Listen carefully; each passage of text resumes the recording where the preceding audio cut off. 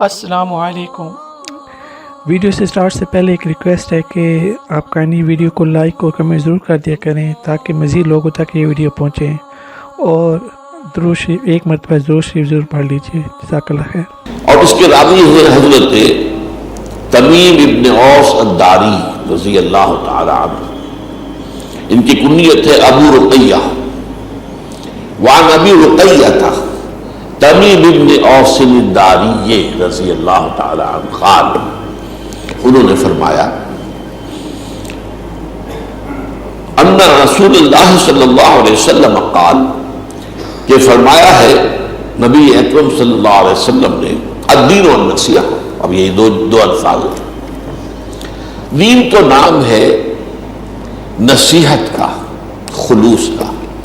اصل میں نصح کا لفظ عربی زبان میں آتا ہے کوئی شے جو صرف اپنی اصلیت پر برقرار ہو اور اس میں کوئی شے جو ہے کوئی امپیورٹی شامل نہ ہو، بالکل صاف شفاف۔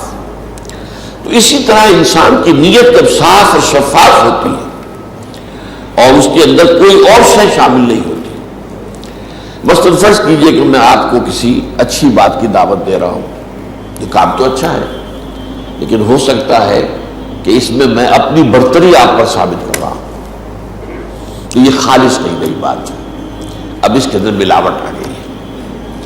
خلوص وہ ہوگا کہ آپ اس کی صرف خیر خواہی آپ کو مطلوب ہو، یہ نہیں کہ اپنے علم کا روب گاٹھنا ہو، یا اپنے تقویٰ کا اشتہار دینا ہو، یا اپنے نفس کو مطمئن کرنا ہو کہ یہ مجھ سے کمتر ہے، میں اس سے بہتر ہوں۔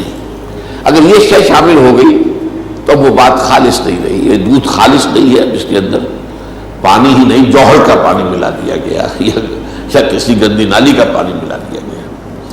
تو نصح کہتے اس چیز کو کہ کوئی شے بالکل خالص۔ اب یہ جو ہے ربط اور تعلق کیا ہوگا؟ النصیحہ، دین تو نام ہے اس کا، یہ خلاصہ ہے دین کا۔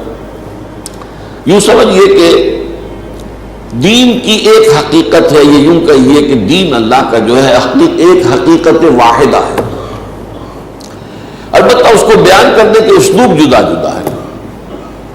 کبھی کسی حوالے سے بات ہو رہی ہے، بات وہی نکلے گی، کبھی کسی حوالے سے بات ہو رہی ہے، اس کا نتیجہ وہی برآمد ہوگا، کبھی کسی اصطلاح میں بات ہو رہی ہے، غور کریں گے تو بات وہی پہنچ گئی، کبھی اصطلاحات بدل کر کچھ اور انداز اختیار کیا گیا، بات مضمون واحد ہے۔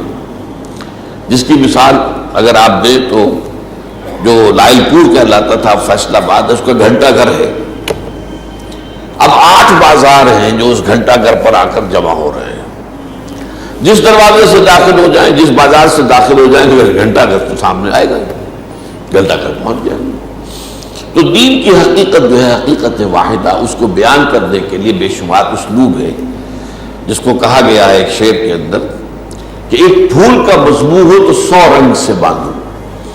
اب یہ ادب کا، کسی کی فصاحت اور بلاغت اور قادر الکلامی کا ایک جو ہے مظہر ہے کہ وہ ایک پھول کی تعریف کر رہا ہے کہ کس کس انداز میں کر رہا ہے، کن کن پہلوؤں سے کر رہا ہے۔ ایک پھول کا مضمون ہو تو 100 رنگ سے باندھو۔ تو یہاں دین کی حقیقت کو واضح کیا گیا ایک لفظ میں، الدین والنصیحہ۔ اس پر حضرت اوس فرماتے ہیں اور حضرت تمیم ابن اوس فرماتے ہیں قلنا لمن، حضور کس کے ساتھ نصح و خیر خواہی، کس کے ساتھ وفاداری، کس کے ساتھ خلوص و اخلاص، یہ تو واضح کیجئے نا، دین والنصیحہ کس کے ساتھ؟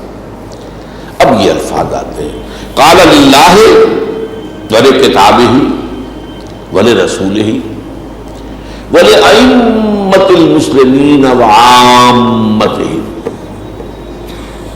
اور اللہ کے لیے، اس کی کتاب کے لیے، اس کے رسول کے لیے، اور مسلمانوں کے اماموں کے لیے، اور عوام مسلمانوں کے لیے، عام مسلمانوں کے لیے۔ تو یہ گویا کہ 5 جو ہیں وفاداریاں ایک بندہ مسلم کو نبھانی ہے، اس کے ایمان کا تقاضا ہے کہ یہ 5 اعتبارات سے اس میں خلوص ہو، اخلاص ہو، بے میل، بغیر کسی ملاوٹ کے، بغیر کسی امپیورٹی کے، ان 5 کا حق وہ ادا کرے۔